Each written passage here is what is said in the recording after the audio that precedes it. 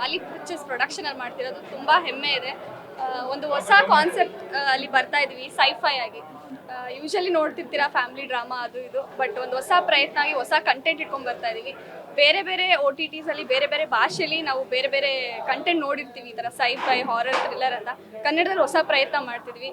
ನಿಮ್ಮೆಲ್ಲರ ಸಪೋರ್ಟ್ ಇದ್ರೆ ಇನ್ನಷ್ಟು ಹೊಸ ಹೊಸ ಕಂಟೆಂಟ್ ಜೊತೆ ನಾವು ಬರ್ತೀವಿ. ಇದೇ 24th ಇವಾಗ ರಿಲೀಸ್ ಆಗಿದೆ.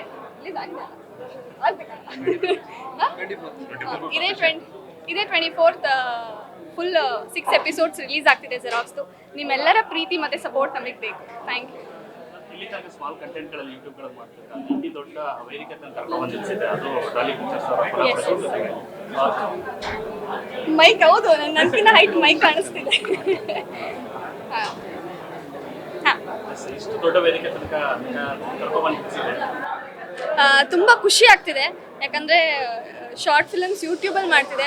ಒಂದು ರೆಪ್ಯೂಟೆಡ್ ಪ್ಲ್ಯಾಟ್ಫಾರ್ಮ್ ಝೀ ಕನ್ನಡಕ್ಕೆ ಮಾಡ್ತಾ ಇರೋದು, ಅದು ಡಾಲಿ ಪಿಕ್ಚರ್ಸ್ ಪ್ರೊಡಕ್ಷನಲ್ಲಿ.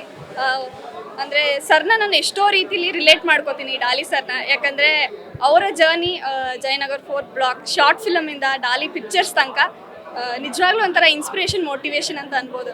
ನಾನು ಶಾರ್ಟ್ ಫಿಲಮ್ ಮಾಡ್ತಾ ಬಂದಿರೋದು, ಎಲ್ಲೋ ಒಂದೊಂದ್ಸಲಿ ನನ್ನ ಜರ್ನಿ, ನಾನು ತುಂಬ ಮೂವಿ ಮಾಡದೇ ಇರ್ಬೋದು, ಕಿರುಚಿತ್ರ ತುಂಬ ಮಾಡಿದ್ದೀನಿ. ಸೊ ತುಂಬ ಟೈಮ್ ತೊಗೊಳ್ತು ನಂಗೆ ಬರೋಕ್ಕೆ. ಎಲ್ಲೋ ಹೋಪ್ಸ್ ಕಳ್ಕೊಂಡಾಗ ಡಾಲಿ ಸರ್ನ ನೆನೆಸ್ಕೊತೀನಿ. ಅವ್ರು ಶಾರ್ಟ್ ಫಿಲಮ್ ಮಾಡಿ ಇಷ್ಟು ದೊಡ್ಡ ಸಿನಿಮಾ ಮಾಡಿ ಒಂದು ಪ್ರೊಡಕ್ಷನ್ ಮಾಡಿ ಹೊಸೊಬ್ಬರಿಗೆ ಚಾನ್ಸ್ ಕೊಡ್ತಾ ಇರೋದಕ್ಕೆ ನಾನು ಡಾಲಿ ಸರ್ಗೆ ತುಂಬ ಥ್ಯಾಂಕ್ ಯು ಹೇಳೋಕ್ಕೆ ಇಷ್ಟಪಡ್ತೀನಿ. ಯಾಕಂದರೆ ಈ ಥರ ಹೊಸೊಬ್ರಿಗೆ ಚಾನ್ಸ್ ಕೊಡೋದು, ಆಮೇಲೆ ಕಿರುಚಿತ್ರನೇ ಬರೀ ಇಷ್ಟಕ್ಕೆ ಇವ್ರು ಸೀಮಿತ ಅಂತ ಅಂದಾಗಲ್ಲ, ಈಗ ಹೊಸ ಹೊಸ OTT ವೆಬ್ ಸೀರೀಸ್ ಅಂತ ಬರೋದು, ಸಿನಿಮಾಗೆ